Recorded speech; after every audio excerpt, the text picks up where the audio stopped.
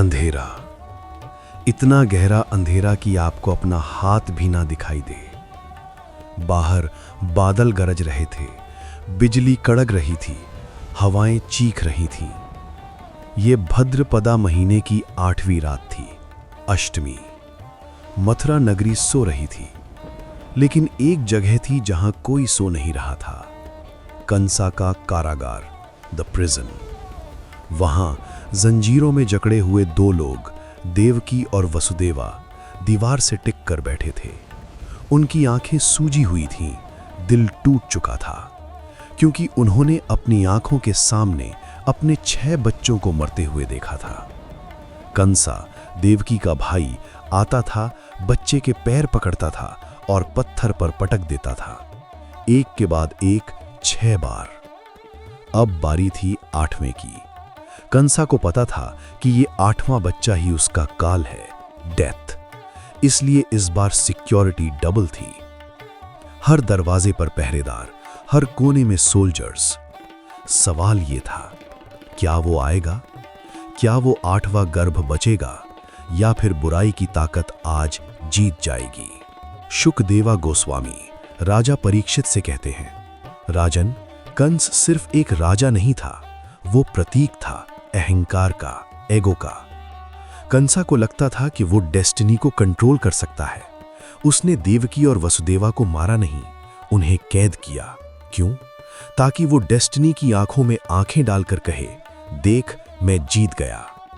जब 7वां गर्भ आया, बलरामा, तो भगवान की योग माया ने उसे ट्रांसफर कर दिया रोहिणी के पास। कंसा को लगा मिसकैरेज हो गया, वो खुश था। लेकिन अब 8वां गर्भ। कंसा का डर इतना बढ़ गया था कि उसे खाते पीते सोते जागते हर जगह सिर्फ विष्णु दिखता था। वो डर से कांपता था। यही होता है, जब हम पाप करते हैं तो हमें लगता है हम पावरफुल हैं, लेकिन असलियत में हम डर के गुलाम बन जाते हैं। कंसा राजा था, पर असली कैद में वो खुद था। वसुदेवा और देवकी जेल में होकर भी आजाद थे, क्योंकि वो प्रार्थना कर रहे थे। और फिर वो घड़ी आई, मिडनाइट, जब दुनिया सबसे ज्यादा डार्क थी। तब लाइट आने वाली थी। घड़ी में 12 बजने वाले थे। अचानक जेल के अंदर का माहौल बदलने लगा। जो हवाएं बाहर चीख रही थीं, वो अंदर शीतल हो गईं। जो गार्ड्स शोर मचा रहे थे, वो अचानक गहरी नींद में सो गए।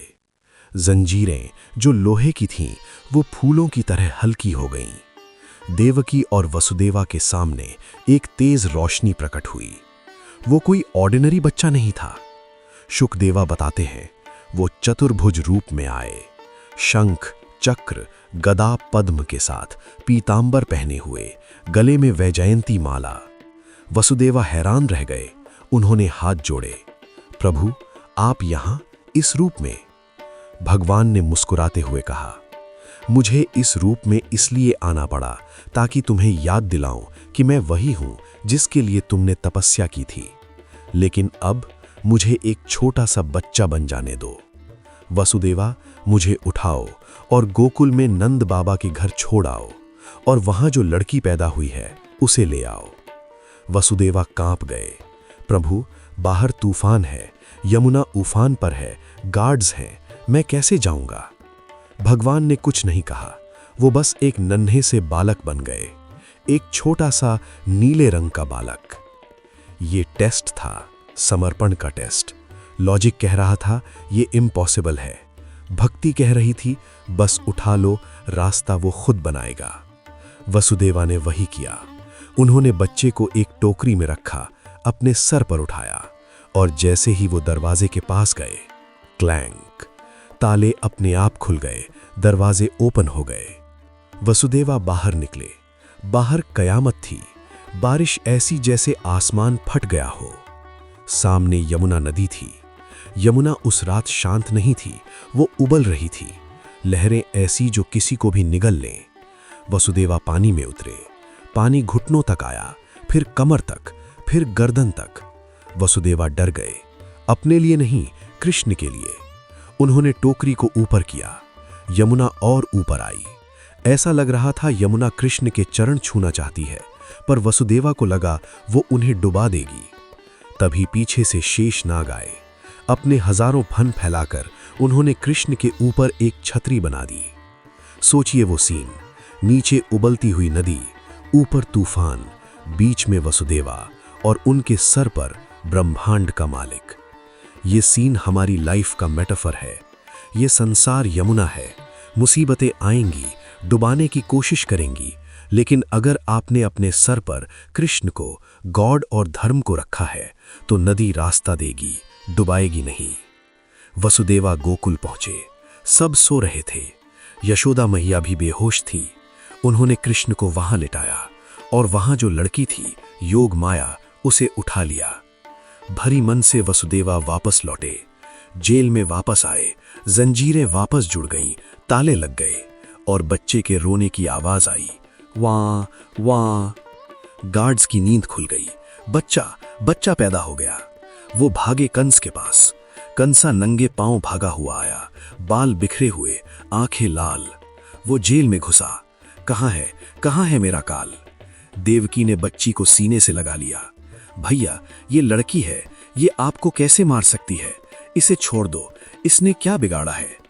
लेकिन कंस के सिर पर खून सवार था। उसने देवकी के हाथ से उस नन्ही सी बच्ची को छीन लिया। लड़की हो या लड़का, मैं कोई रिस्क नहीं लूंगा। उसने बच्ची के पैर पकड़े और उसे हवा में घुमाया ताकि पत्थर पर पटक सके। लेकिन जैसे ही उसने उसे छोड़ा, चमत्कार हुआ। वो नीचे नहीं गिरी, वो हवा में उड़ गई। वहां एक तेज रोशनी हुई। वो बच्ची अपने असली रूप में आ गई। अष्टभुजा देवी, गॉडेस दुर्गा, शेर पर सवार, हाथों में त्रिशूल और तलवार। कंसा डर के मारे गिर पड़ा।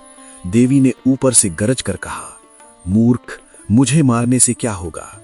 तेरा अंत करने वाला, तेरा काल गोकुल में पैदा हो चुका है। तेरे पाप का घड़ा भर चुका है कंसा। देवी गायब हो गईं।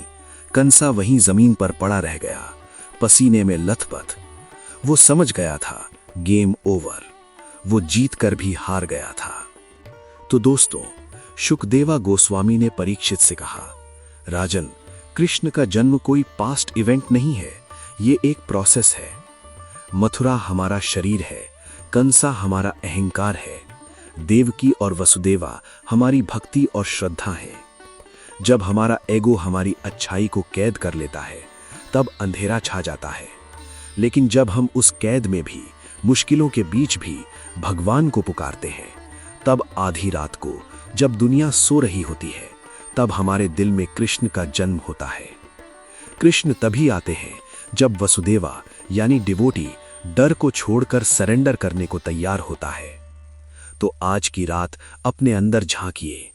क्या आपका एगो कंसा जिंदा है, या आप तैयार हैं अपने कृष्ण को यमुना पार कराने के लिए? अगली बार हम चलेंगे गोकुल, जहां कृष्ण राजा नहीं, बस एक मक्खन चोर है, जहां फिलॉसफी नहीं, सिर्फ प्रेम है। हरे कृष्णा।